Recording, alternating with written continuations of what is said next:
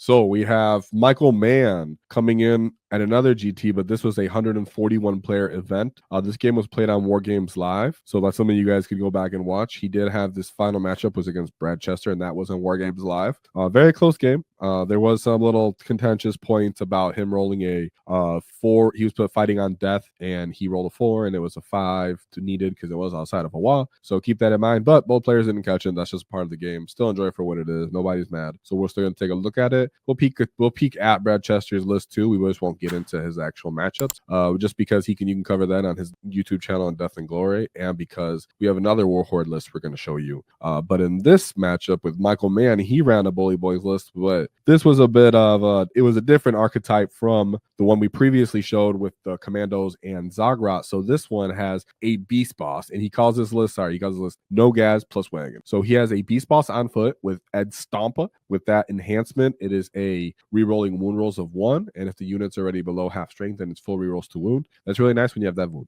Very nice. I love that. So we have Snikrot, because Snikrot's awesome. 3 units of War Bosses, 3 units of War Bosses of Mega Armor, and then 1 Teleporta. I think that's perfectly fine too, just that combo. I love it. So Beast Snagger Boy, 3 trucks, 1 Battle Wagon, 2 units of Gra, 3 units of Mega Nobz, 1 being a max unit. All of these units have twin kill saws. And then he has 3 units of Nobz and 5-man units. Bam. Barely any fat on this list. He did have the Battle Wagon though. So he was able to kind of mix up which units he wanted and what to come out and really do some damage. So it's very interesting. As you can see, we're going over battle wagons were quite popular, as they should be, as they're at a good point cost and they're very good in durability. So with this list, let's keep in mind he actually did have the devastating wound. So let's see his matchups, what might have mattered.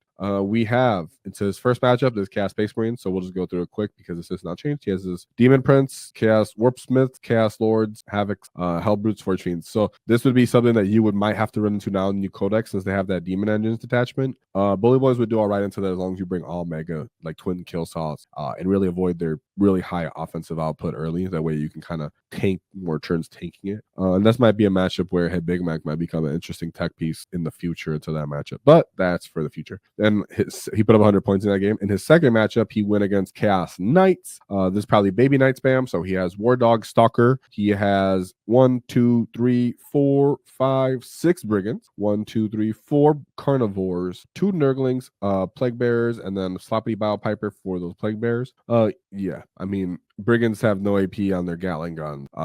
This is a good amount of dogs, but really it's like all you need is the Meltus to whiff once, and you're getting run over by the Orks. Carnivores are fine for their point cost, but having 4 units just isn't enough to halt the Bully Boyz running you over. So that was just all meat. Put up 100 on that too. He was like, yeah, I'm just gonna run you down, especially because I have trucks and battle wagon. Then he went to Imperial Knights. Ooh, this is a good one. Canis Rex, Castell's Knight. He had a Revert Knight aura. You had 3 Helvrins, the autocannon, 1, 2, 3 Warglaves, a Caladius Assassin, a Calexis Assassin, and a Voidman at Arms. So he's trying to play the mission with those units. It's an odd point cost he's probably left over with since he's running 2 of the big knights. But that's kind of common for Imperial Knights to run 2 of those big ones. Autocannons, they're not going to find too much of a home. They could actually bounce surprisingly from trucks because we actually get saves against them. So there's that. We can tank the damage on everything but our actual knob boy units, but they can run out and get into these fights. So I really liked the fact that he had to play into several knight lists that could just do big damage but just don't, so he just ran them over. So he does have to respect Canis Rex for his amazing profile and his data sheets for his killing potential. He can run through and punch out Mega Nobz, so he would have to be careful of that, but that's where something a nice Beastboss on foot might become a factor there and really put some initial wounds on somebody or help finish something off, better yet, with Ed Stompa. So very nice to see that he ended up overcoming the Imperial Knights. That's an intimidating matchup because those are a bunch of multi-damage units that can kill you. And speaking of a intimidating matchup, he went into Death Guard as his 4th game. So he has 1, 2 Purifiers, 3 Blight Spawns, Malignant Plaguecaster, and then Typhus. So he has a bunch of fight verse here, same as the other list that we covered before. 1, 2, 3 units of Plague Marines, 3 Rhinos, a Cultist, Floated Bloat Drones, 2 of them, 3 Plague Burst Crawlers, and just 1 Nurgling Squad. So thank goodness he only has 1 Nurgling Squad. It's a much less fighting of, -2 to hit possibly. So you only have it on one side of the table, and that side of the table is getting ran over. Like I said, you do have to kind of hope that your Mega Nobz take this damage because they do get to fight first. They do have their flamers. They do get their 2 special weapons. But you can really much survive it in the Bully Boyz for that reason. Also fighting on death might help. Just know that they can reduce damage by 1. So there's ways to, you know, to have to deal with this when you're going into. And Typhus is actually pretty good for his mortal wounds. And it looks like he was actually a solo opted up here, I think. I don't see any units that you would stick him to, so you have to consider someone put him in deep strike and then drop solo Typhus wherever they want on the table. So that's pretty dope. Very much a respectable list. Bully Boyz can handle it. Dread Mob can handle it. But it's still a difficult matchup nonetheless. I'm sure Michael Mann was just a great player too, as we've seen in his War Games live games. His fifth matchup was against Black Templars, Gladius Task Force. We have Champion Grimaldus, High Marshal Hellbrick, Lieutenant with combi weapon. 1-2 units of big Crusader bricks, 2 drop pods, 2 Gladiator Lancers, Hellblaster Squad with the Plasma Incinerators. Only one Story Brother in unit. So GW finally made these boys cost too much, huh? 2 Scout Squads. So he was really hoping on these Primaris Crusader squads and High Marshal Hellbrick to just chop through stuff. So he's trying to go to church with you. That's what he says. You know, he's trying to go to town and fight you toe to toe. The fact that we have fight on death would actually hurt. They do too. But we're the ones who's getting kind of good trades out of that and more reliable kills, and we can actually survive the initial encounter sometime too.